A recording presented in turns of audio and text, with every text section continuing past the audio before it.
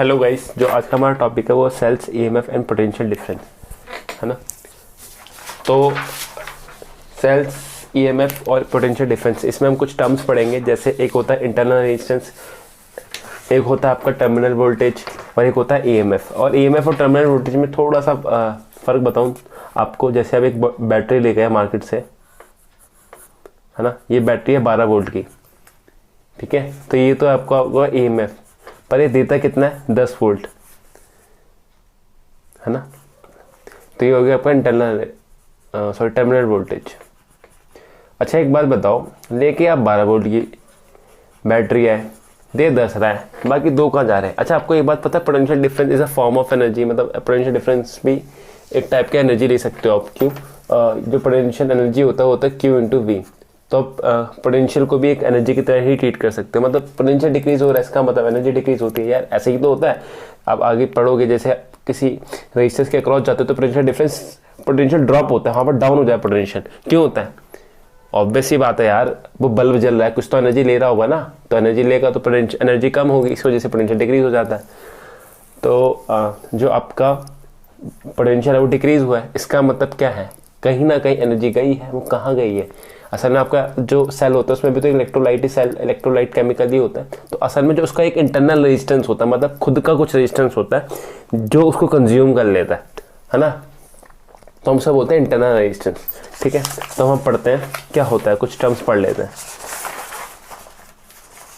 उससे पहले हम कुछ चीज़ें याद कर लेते हैं, सब इंपॉर्टेंट पॉइंट्स टू लर्न। आपको क्या याद रखना है, एक बात हमेशा ध्यान रखनी है आपको, कि जब भी आप करंट के डायरेक्शन में, बस ज़्यादा सोचना, बस याद कर लो बिंदास। जब भी आप करंट के डायरेक्शन में मूव करोगे, तो इसके अक्रॉस ड्रॉप पाएगा। मतलब आपको सिंपल माइनस लगा के आई आर लिख देना बस। पोटेंशियल क्या होगा इसके across, V equal to I R, बस माइनस लिख देना आपको। देखो वी ए से आपने चालू करा, माइनस लगा दो, आई फ्लो हो रहा है, इसका रेजिस्टेंस आ रहा है, I R equal to V B, बस सिंपल, है ना। पर अगर आप करंट के अपोजिट डायरेक्शन में, कब जब करंट के डायरेक्शन में मूव कर रहे हो, पर अब अगर आपने करंट के अपोजिट डायरेक्शन में मूव कर रहे हो, मतलब यहाँ B टू A मूव कर रहे हो, ये कब है जब A टू B मूव कर रहे हो, और ये कब है जब B टू A मूव कर रहे हो। तो आपको क्या करना है, VB लिखा, करंट के अपोजिट डायरेक्शन में मूव करो तो प्लस लगाओ, IR इक्वल टू VA। देखो आएगा सेम ही, कुछ फर्क नहीं है, बट आपको पता होना चाहिए कि करंट के डायरेक्शन में मूव कर रहा हूँ तो माइनस के साथ लगाऊंगा, अगर करंट के अपोजिट डायरेक्शन में मूव कर रहा हूँ तो प्लस के साथ लगाऊंगा। कोई दिक्कत, कोई परेशानी नहीं होगी। यहाँ पर हम आगे बढ़ते हैं सेल्स के अंदर की। देखो जब आप लोअर से हायर जा रहे हो तो पोटेंशियल इंक्रीज होगा ना, क्या होगा, इंक्रीज होगा। तो मान लो ये E है, तो VA plus E equal to VB। But अगर इसका अपोजिट हो गया, मतलब आप आ रहे हो B से A की तरफ, पहले B लिखोगे, अच्छा E प्लस करोगे, माइनस करोगे। देखो हायर से लोअर की साइड आ रहे हो, तो माइनस टू VA। यहाँ से देखोगे आपका VB माइनस VA, देखो आता सेम ही है। बस हमें याद रखना है कि हम लोअर टू हायर जाएंगे तो हम क्या लिखेंगे, प्लस, और जब हायर टू लोअर आएंगे तो लिखेंगे माइनस। तो हमने 2 कॉन्सेप्ट सीखे भाई। क्या सीखे, रेजिस्टेंस में अगर हम करंट के डायरेक्शन में मूव कर रहे हैं तो नेगेटिव की साइड खोलो, IR लिखो, नेगेटिव लगाओ, IR लिखो पोटेंशियल की जगह, ठीक है। और अगर हम अपोजिट डायरेक्शन ऑफ मूव करें तो प्लस खोल लगाओ और IR लिखो, ठीक है। IR क्या है, पोटेंशियल डिफरेंस होता है V इक्वल टू IR। तो इसमें हम जब लोअर से हायर की साइड जा रहे होते हैं, नेक्स्ट सेल का केस, जब नेक्स्ट सेल के केस में हम लोअर से हायर जाते हैं तो प्लस लगाओ, और हायर टू लोअर आ रहे हैं तो माइनस लगाओ, ठीक है। चलो सम इंपॉर्टेंट पॉइंट्स मैंने आपको रिवाइज करा दिया। When we move along the direction of current then there will be a potential drop, मतलब minus IR across the resistance.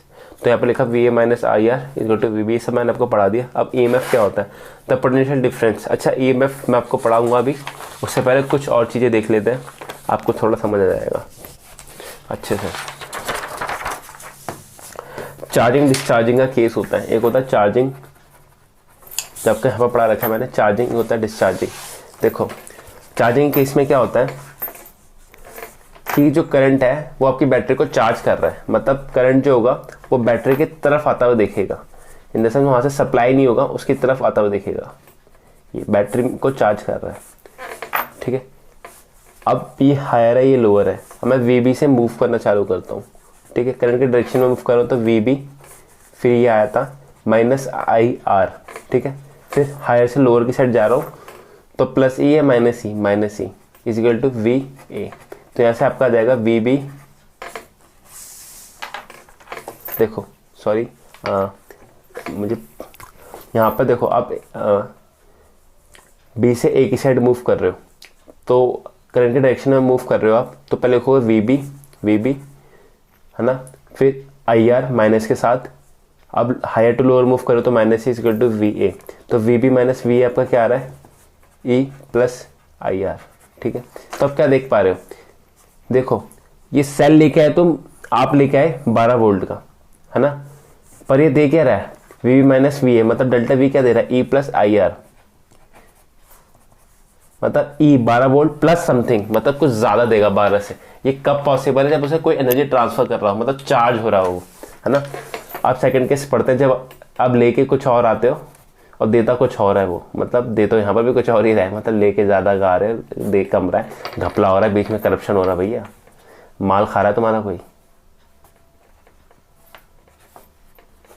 इस बार करंट की डायरेक्शन ऐसे हैं, देखो हम ए से बी की साइड मूव करते हैं, तो जैसे हम ए से बी की साइड मूव करते थे, बी लोअर से हायर मतलब प्लस, फिर आपका आता है करंट के डायरेक्शन में है तो minus I R is equal to V P. जैसे आपका V B minus V A क्या आता है, ई माइनस आई आर, तो delta V is E minus I R. तो आपने क्या देखा, डिस्चार्जिंग के केस के अंदर क्या होता है, जो आपका पोटेंशियल है उसमें से कुछ ईएमएफ है, उसमें से कुछ डिक्रीज हो रहा है, इसकी वजह से आपका कुछ लॉस हो रहा है। जो 12 वोल्ट की बैटरी लेके आए थे वो 10 वोल्ट की दिखेगी आपको, है ना। तो लॉस किस वजह से हो रहा है, इसकी वजह से, इस रेजिस्टेंस जो इंटरनल रेजिस्टेंस आ रहा है ना, यही सारा गेम बिगाड़ रहा है, ठीक है। सॉरी यार, यहाँ पे भी कैपिटल आर कर दो, वैसे स्मॉल आर से इसको डोनेट करते हैं, मैंने कैपिटल लिख दिया, कोई दिक्कत नहीं है ना। फीलिंग्स में जाओ यार, भावनाएं समझो। तो इसमें देखोगे डेल्टा वी जो है ईएमएफ से बड़ा होता है चार्जिंग के केस में, और डेल्टा वी इसमें छोटा होता है डिस्चार्जिंग के केस में, ठीक है। तो आप क्या देखोगे, अब देखो जो ये है ई, इसे बोलते हैं जो लेके आए बैटरी, इसे बोलते हैं ईएमएफ। और जो ये दोनों पॉइंट्स के बीच में जो आपकी बैटरी है, ये बैटरी का ही सर्किट बना रखा है मैंने, है ना। जो बैटरी के दोनों टर्मिनल्स के बीच में आ रहा है पोटेंशियल डिफरेंस आ रहा है, उसे बोला जाता है टर्मिनल वोल्टेज। तो ए इस वाले केस में आपका टर्मिनल वोल्टेज क्या आ रहा है, ई प्लस आई आर, और मतलब ज्यादा आ रहा है। और इस वाले केस में क्या आ रहा है, ई माइनस आई आर, मतलब कम आ रहा है ईएमएफ से, ठीक है। यहाँ पर किसी को कोई दिक्कत नहीं है। अच्छा एक बात देखो, इस दोनों केस के अंदर में देखते हैं कि अगर हम आई की वैल्यू 0 कर दे, जब कोई करंट ही पास ना करा रहे हो, तो डेल्टा वी क्या आएगा, ई प्लस 0 इंटू आर, इसमें क्या आएगा, ई माइनस 0 इंटू आर। तो यहाँ से E M F delta V आएगा ई, उसमें डेल्टा वी क्या आएगा, ई। तो हमने ई एम एफ की डेफिनेशन ऐसे दी, कैसे दी, the potential difference across the electrodes of a cell when no current is drawn from it is called the EMF of the cell। क्यों, उस टाइम जो पोटेंशियल डिफरेंस आ रहा होता है, उस टाइम आपने देखा डेल्टा वी क्या आ रहा है, जो पोटेंशियल डिफरेंस बिटवीन 2 पॉइंट्स है वो क्या आ रहा है, ई के बराबर, मतलब जो लेके आया हो वही दिखेगा जब कोई करंट नहीं आ रहा, ठीक है। अब इससे कुछ क्वेश्चन कर लेते हैं, आगे मूव करते हैं। देखो सबसे पहला जो क्वेश्चन है आपका, वो क्वेश्चन क्या बोलता है, वो क्वेश्चन बोलता है the battery of a trunk has an EMF of 24 volt if the internal resistance of the battery is 0.8 ohm, what is the maximum current that can be drawn from it. Simple question है यार, very simple.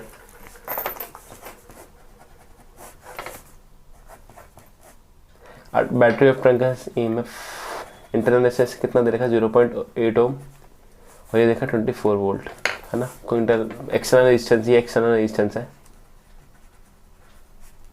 इसमें current कितना flow होगा बता सकता है कोई, I is equal to V by R, ठीक है। तो आपको यहाँ से आई क्या आएगा, आई आपको पता नहीं, आई तो निकालना है यार, 24 अपॉन में 0.8 प्लस आर। ये मैक्सिमम कब होगा, ये मैक्सिमम जब होगा, देखो ये तो कांस्टेंट है, जब डिनोमिनेटर मिनिमम होगा, और डिनोमिनेटर मिनिमम कब होगा, ये तो कांस्टेंट है ना। ये चीज़ जब मिनिमम होगी, मतलब आर जब मिनिमम होगा, आर मिनिमम कितना हो सकता है, 0, 24.0.8 प्लस 0।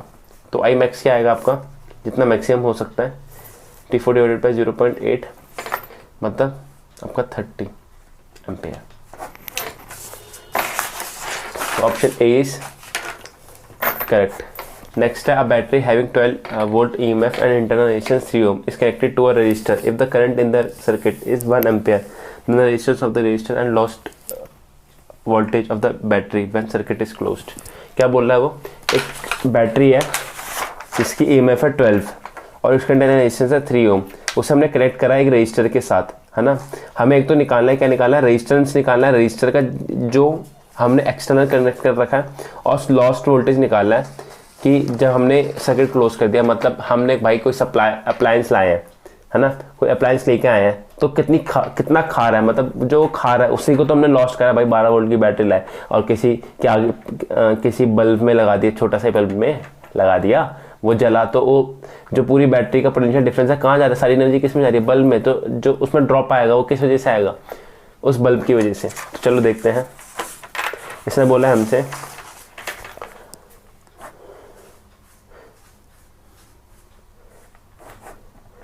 12 वोल्ट का EMF बैटरी है, इंटरनल रेजिस्टेंस है आपकी